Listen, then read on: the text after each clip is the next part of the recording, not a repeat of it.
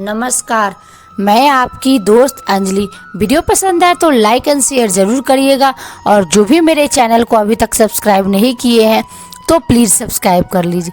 मैं ऐसी वीडियो लाती रहती हूँ और लाती रहूँगी। आज का टॉपिक है हनुमान जी और अंगद ने राक्षसों को पटक पटक कर मारा। वीडियो को शुरू करती हूँ। दूसरा सारथी मेघनाद को व्याकुल जानकर उसे रथ में डालकर तुरंत घर ले आया। इधर अंगद ने सुना कि पवन पुत्र हनुमान किले पर अकेले ही गए हैं तो रण में बाके बाली पुत्र वानर के खेल की तरह उछलकर किले पर चढ़ गए। युद्ध में शत्रुओं के विरोध दोनों वानर क्रुद्ध हो गए। हृदय में श्री राम जी के प्रताप का स्मरण करके दोनों दौड़कर रावण के महल पर जा चढ़े और कौशल राज श्री राम जी की दुहाई बोलने लगे। उन्होंने कलश सहित महल को पकड़कर ढा दिया। यह देखकर राक्षस राज रावण डर गया। सब स्त्रियां हाथों से छाती पीटने लगी और कहने लगी, अब की बार तो उत्पाती वानर आ गए हैं।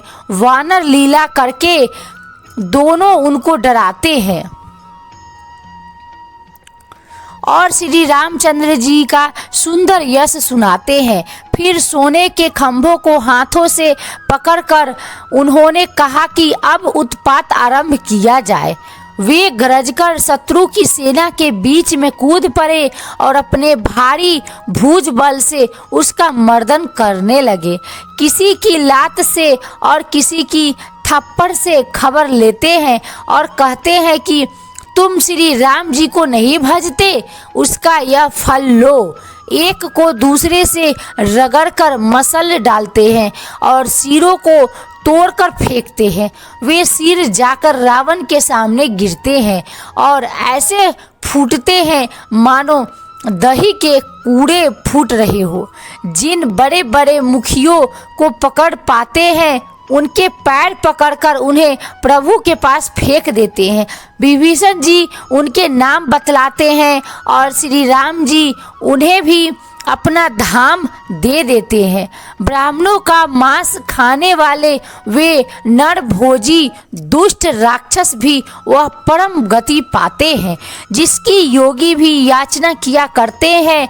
श्री राम जी बड़े ही कोमल हृदय और करुणा की खान है। वे सोचते हैं कि राक्षस मुझे वैरभाव से ही सही स्मरण तो करते ही है। ऐसा हृदय में जानकर वे उन्हें परम गति मोक्ष देते हैं।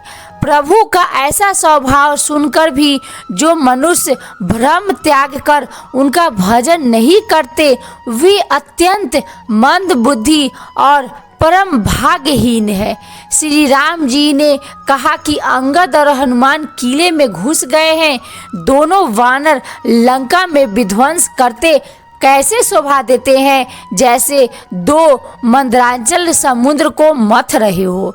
भुजाओं के बल से शत्रु की सेना को कुचलकर और मसलकर फिर दिन का अंत होता है देखकर हनुमान और अंगद दोनों कूद पड़े और श्रम थकावट रहित होकर वहां आ गए जहां भगवान श्री राम जी थे। उन्होंने प्रभु के चरण कमलों में सिर नवाए। उत्तम योद्धाओं को देखकर श्री रघुनाथ जी मन में बहुत प्रसन्न हुए। श्री राम जी ने कृपा करके दोनों को देखा जिससे वे श्रम रहित और परम सुखी हो गए। अंगद और हनुमान को गए जानकर सभी भालू और वानर वीर लौट पड़े। राक्षसों ने प्रदोष काल का बल पाकर रावण की दुहाई देते हुए वानरों का धावा किया। राक्षसों की सेना आती देखकर वानर लौट पड़े और वे योद्धा जहां तहां कटकटाकर भीड़ गए। दोनों ही दल बड़े बलवान है। योद्धा ललकार ललकार कर लड़ते हैं और खेल खेलते हैं। राक्षस और वानर युद्ध करते हुए ऐसे जान पड़ते हैं मानो वर्षा और शरद ऋतु में बहुत से बादल पवन से प्रेरित होकर लड़ रहे हो। अकंपन और अतिकाय इन सेनापतियों ने अपनी सेना को विचलित होते देखकर माया की।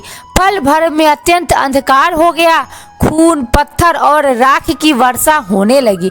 दसों दिशाओं का अत्यंत घना अंधकार देखकर वानरों की सेना में खलबली पड़ गई। एक को एक नहीं देख सकता और सब जहां तहां पुकार रहे हैं। श्री रघुनाथ जी सब रहस्य जान गए। उन्होंने अंगद और हनुमान को बुला लिया और सब समाचार कहकर समझाया। सुनते ही वे दोनों कपि श्रेष्ठ क्रोध करके दौड़े। फिर कृपालु श्री राम जी ने हंसकर धनुष चलाया और तुरंत ही अग्नि बाण चलाया, जिससे प्रकाश हो गया। वही कहीं अंधेरा नहीं रह गया। जैसे ज्ञान के उदय होने पर सब प्रकार के संदेह दूर हो जाते हैं। आई होप वीडियो पसंद आई होगी। पसंद आए तो ज़्यादा से ज़्यादा शेयर करें। तब तक के लिए खुश रहिए, खुशियाँ बांटते रहिए। राम जी आप सबको सदा खुश रखेंगे।